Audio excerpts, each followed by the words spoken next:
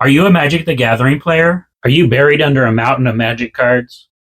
Are your cards sitting in various piles on top of your desk? Are you swamped by your Magic card collection?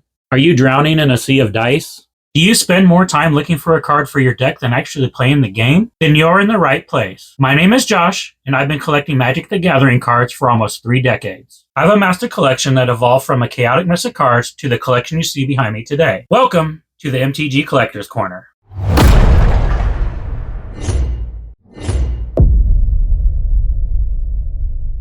All of my life, I've loved collecting, whether it be baseball cards, RC cars, or Simpsons memorabilia.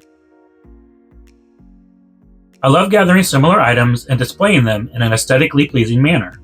I started in the mid-1980s collecting baseball cards. Even back then, I loved collecting and organizing the cards more than I liked watching the games themselves. My binders were organized by player with their cards in chronological order, and the boxes of bulk cards were organized by set. I even had a special binder dedicated to my favorite player, Don Mattingly. The sports card crash in the early 90s and the baseball strike of 1994 drove me away from collecting baseball cards. Fortunately, around that same time, I was introduced to a new hobby where not only could I look at and admire my collection, I could also play with it. Enter Magic the Gathering. During the first couple of years, I didn't really own my own cards. It was just a game I played with my friends during study hall or in between shifts flipping burgers. Around 1996, I first started building decks with my own cards, mostly just upgrading off-the-shelf pre-constructed decks. By the year 2000, I was finally starting to amass a proper collection, even though it was mostly just piles of cards residing in old booster boxes and my old baseball card binder. Over the next 6 years, my collection slowly grew as I purchased the occasional booster pack here and there. At this time, I was mostly focused on my love for The Simpsons and collecting the accompanying merchandise. Fast forward to 2006, around the time of the original Ravnica block release. My oldest son came to me wanting to get started playing the Lord of the Rings trading card game. I thought about it for a minute. I went to the closet, dug out my boxes of old Magic cards, and suggested we play this game instead, since I already had the cards and I knew the rules. Also, I figured it would be cheaper to play with the cards I already had. Boy, was I wrong. He was excited to learn this new game, and I'm guessing more importantly, to have my attention. I was excited to share this game and have something to bond over, something that would carry over to my other 2 sons as well. This also reignited my love for the game and my passion for collecting. Over the next almost 2 decades, my collection grew from a meager few boxes to this. Reflecting on these past 25 plus years, I've come to realize that collecting Magic the Gathering cards is not just about acquiring the rarest or most expensive cards. It's a journey, an ongoing quest that brings us a unique sense of fulfillment. It's about the thrill of discovery, satisfaction of organization, and the joy of sharing this passion with a vibrant community of collectors and players. Transforming a collection from random, unorganized boxes isn't just about physical organization, though. As I sorted through my cards, I found myself reminiscing about the memories attached to each one and the memories of quality time spent with the ones I love. I have 3 sons, and the memories I've made and continue to make drive my passion for collecting and playing this silly card game. But let's go back a few weeks and take a look at what my collection looked like and see what some of my goals for my collection are. Alright guys, we're going to do a little short tour of my Magic the Gathering room / office. So let's start over here, back of the door, all my play mats. And then we've got bookshelves full of cards. All the cards are organized. It just doesn't look like the way I want it to. I want to get rid of these white boxes so everything has some art on it, just like our fat pack boxes / bundle boxes here in the newer sets. And I also want to get rid of these white binders and put some cool art on the sides instead of just having just like the set symbols on them like here.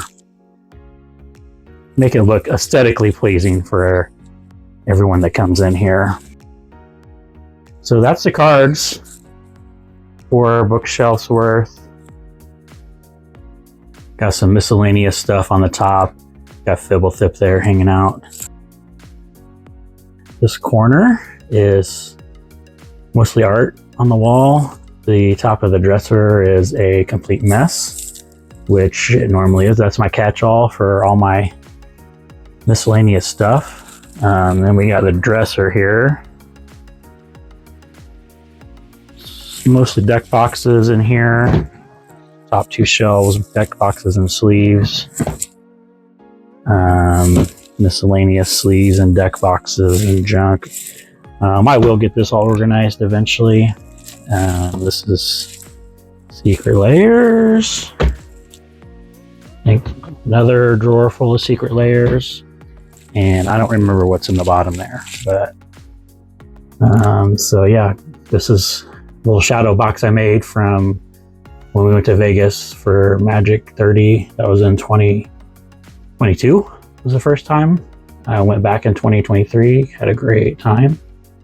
Yep, there's some Jones Cola hanging out in the corner over there. Box here full of pins and stuff for Magic. Like I said, eventually I'm going to get all that stuff organized.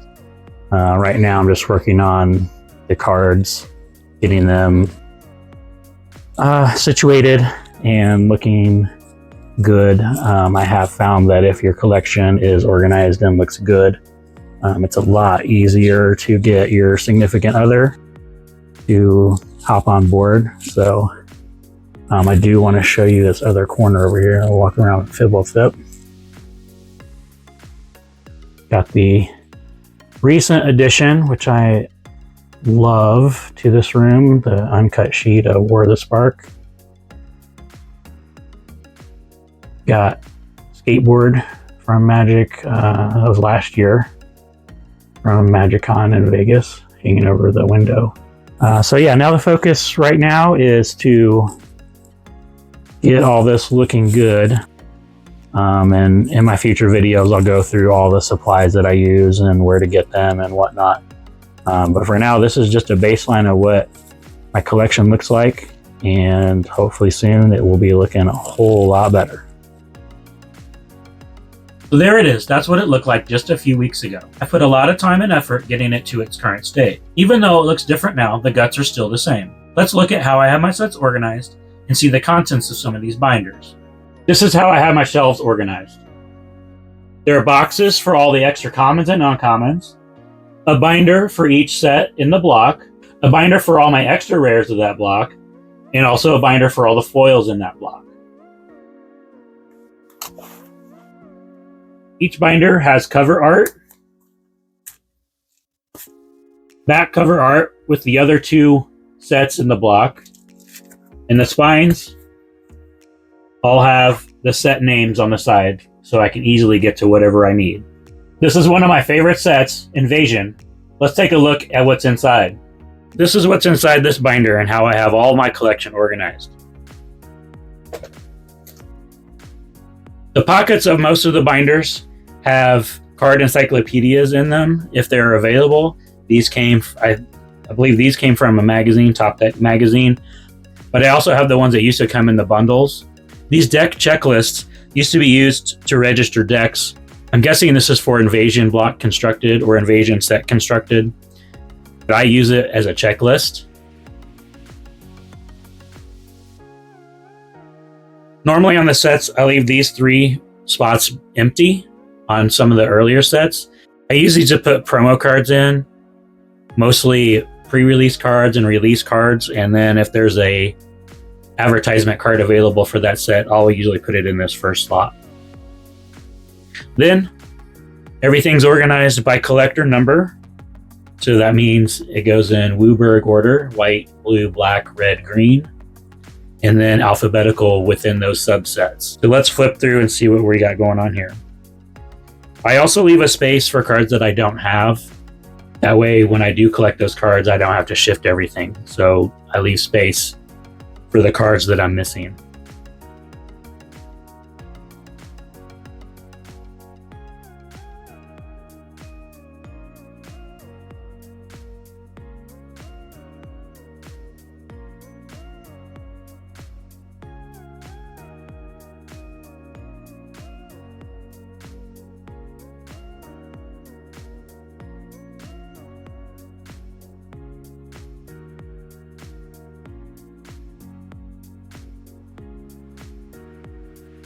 My collection goal is to have one of every English card for each set.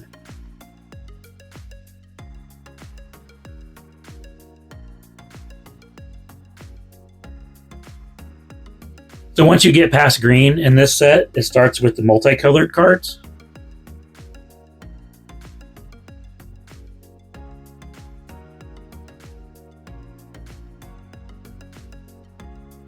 Then you have split cards. And then it moves on to artifacts.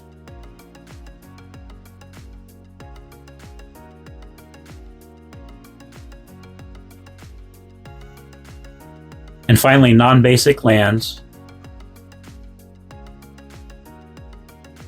and basic lands. Here's the second set in this block, Plane Shift. I'm not going to go through the entire thing. It's laid out just like Invasion is. So there you have it. That's the Invasion set and how I have it collected.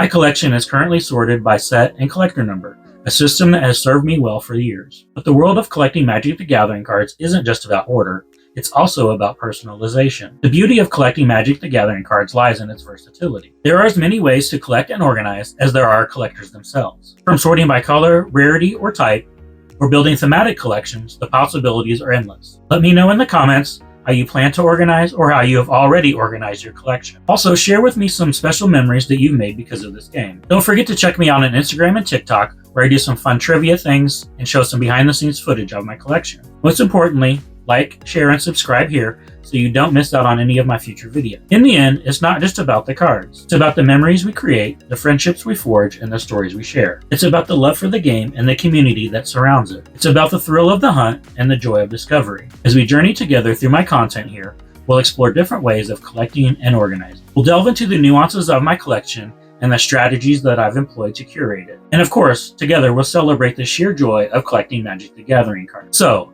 as we embark on this journey together, remember, the value of a collection isn't measured by its size or worth, but by the joy it brings. I hope your collection brings you as much joy as mine brings me.